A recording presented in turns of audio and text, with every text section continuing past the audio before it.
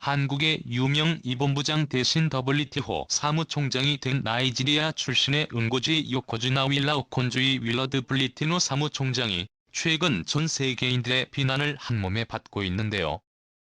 그 이유는 충격적이었습니다.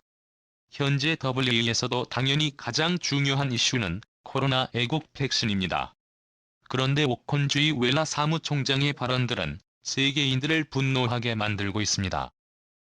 로이터 통신의 보도에 따르면 오콘조 유엔 사무총장은 유엔 포럼에서 회원국들에게 무역 장벽을 높이는 행위를 중단할 것을 촉구하며 백신을 개발한 미국과 영국의 제약회사들의 지식재산권을 포기하라고 일방적인 강요를 하고 있습니다.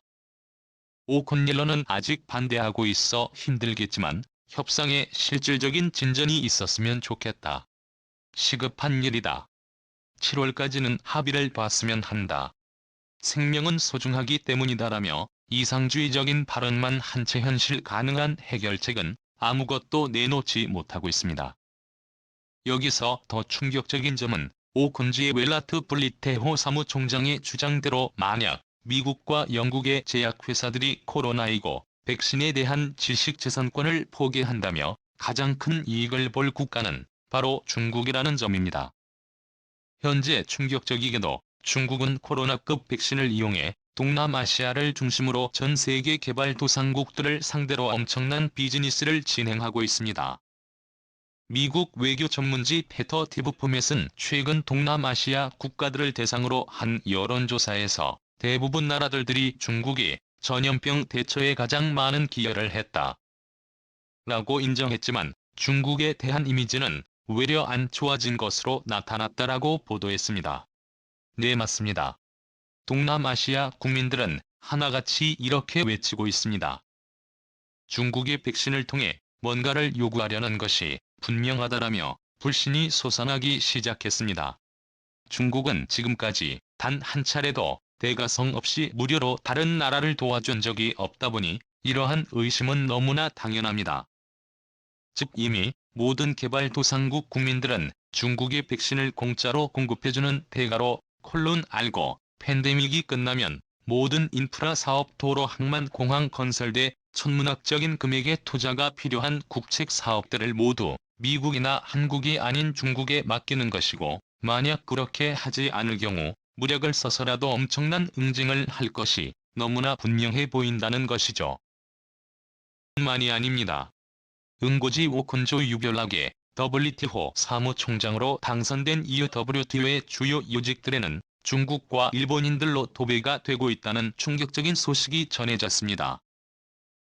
호 사무총장의 왼팔에 사무차장에는 중국 상무부 차관 출신의 장상천이 임명됐고 사무총장의 오른팔 격인 선임보좌관 자리에는 일본의 우야마 토모치카가 임명됐습니다.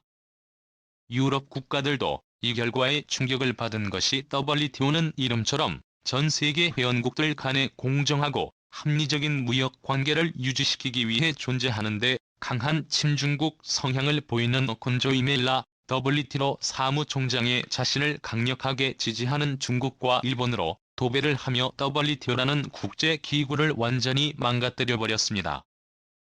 오콘주의 웰라 사무총장의 친중국 성향은 너무나도 명백하게 밝혀진 바 있는데요. 오콘조 웰라의 국가인 나이지리아는 현재 중국의 채무의 덫에 완전히 깊숙이 빠져버린 상황입니다. 중국은 몇 년 전부터 1대1로 프로젝트를 통해 나이지리아에 엄청난 돈을 투자했는데요. 영국의 파이낸셜 타임스는 중국이 투자를 통해 나이지리아의 영향력을 확대하고 있다. 중국이 나이지리아에서 대규모 인프라 프로젝트를 시작했다. 일부는 채무의 더디험성을 걱정하고 있다고 보도했습니다. 중국은 나이지리아에서 벌써 10조 원에 육박하는 돈을 쏟아부어 186조 원에 달하는 철도 노선 건설 나이지리아 세계 공항의 새로운 터미널 건설 프로젝트 대 초대규모 국책 사업을 싹쓸이하고 있습니다. 만약 나중에 나이지리아 정부가 중국에 돈을 갚지 못하며 나이지리아 국민들이 공항을 이용할 때마다 자동차로 도로를 지날 때마다 나이지리아 정부가 아닌 중국에 돈을 내야 될 수도 있다는 것입니다. 이 때문에 당연히 오콘주이 벨라를 포함한 나이지리아 출신 정치인들은 중국에 절대 복종하다시피 해야 할 수밖에 없습니다. 이 때문에 WTO 사무총장 선거 기간 동안 미국은 오콘주이웰라 후보의 비토 선언까지 하며 한국의 유명희 후보를 강력하게 지지했던 것이지요. 현재 아무런 현실적인 대책도 없이 미국의 백신 회사들의 지식재산권을 포기하라고 강요하고 있는 오콘주이웰라와는 달리 한국 유명희 본부장의 능력은 전 세계로부터 극찬을 받고 있습니다. 미국 무역대표부의 유명희 본부장은 성공적인 통상협상과 무역정책 위반자로 25년간 뛰어난 능력을 보여준 진정한 통상 전문가다 하며 코로나19로도 WTO와 국제무역이 매우 어려운 시기엔 있는 상황이고 WTO의 중대 개혁이 필요한 만큼 현장에서 직접 경험을 해본 유명희 본부장의 조직을 이끌어야 한다라고 밝혔습니다. 실제로 현재 유명희 본부장은 세계가 코로나19 팬데믹으로 위축된 경제를 어떻게 풀어나갈 것인지 현실적이고도 가장 효과적인 방법들을 제시하며 극찬을 받고 있는데요. 유명희 본부장은 한국은 세계 2위의 바이오 의약품 생산 역량을 활용해 전 세계 백신 공급의 확대에 기여하겠다. 한국과 미국의 글로벌 백신 파트너십을 통해 한국이 글로벌 백신 허브로 도약할 기반을 마련했다라고 전했습니다. 또한 미국 제약회사들을 상대로 무조건 지식재산권을 포기하라고 강요하는 오콘즈 유엔 사무총장과는 달리 유명희 본부장의 지식재산권 보호 제도는 혁신의 근간으로 존중돼야 하는 것이 원칙이라며 전혀 다른 태도를 보여주었습니다. 덕분에 한국은 더욱더 많은 미국 제약회사들과 유럽의 제약회사들을 빠르게 유치할 수 있었고 최근에는 존슨앤존슨까지 한국의 R&D 센터를 설립하겠다는 긴급 발표를 하며 모두를 깜짝 놀라게 만들었습니다. 아스트라제네카와 모더나에 이어 독일 큐어백의 프란츠 베르너 하스시오가 한국에서 대규모 백신 생산을 하고 싶다고 요청한 데 이어 이제는 세계 최고의 제약회사들이 한국의 R&D 센터까지 건설하는데 그야말로 초대박이 난 것인데요. 이명희 본부장의 대박 행진은 여기서 멈추지 않았습니다.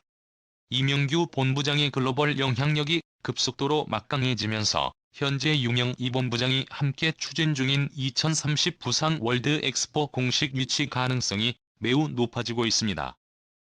이번 엑스포가 한국에서 열리게 되며 한국이 얻는 이익은 상상을 초월합니다. 엑스포에는 두 가지 종류가 있습니다.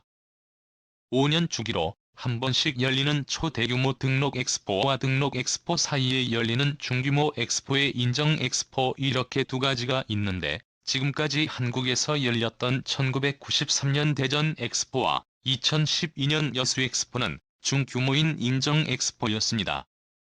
그런데 놀랍게도 이중 규모의 엑스포조차도 대전과 여수를 완전히 다른 도시로 탈바꿈시켰는데 5년 주기로 열리는 초대규모 엑스포에 등록 엑스포를 역사상 처음으로 한국이 따내게 되며 천문학적인 경제 이활 효과는 물론이고 국가 브랜드를 획기적으로 높일 수 있게 됩니다. 한국의 중소기업들도 엄청난 기회를 잡을 수 있습니다. 현재 세계 최고의 회사 중 하나이지만 1878년 당시의 소기업이었던 제너럴 일렉트릭을 파리 엑스포에서 처음 에디슨의 전구와 축음기를 전시한 이후 매회 엑스포에 참가하며 글로벌 기업으로 성장했고 코카콜라도 1893년 시카고 엑스포를 시작으로 이후 최초의 자판기를 선보이며 세계 인류 브랜드가 됐습니다. 한국은 이번 2030 부산 월드 엑스포를 통해 인공지능 차세대 모빌리티 에식스 이동통신 등의 4차 산업혁명 분야에서 한국이 세계 최고이며 전 세계인들이 한 번도 보지 못한 초연결 미래사회를 공개할 예정입니다. 오늘도 감사합니다. 최고로 멋진 하루 보내시길 바랄게요.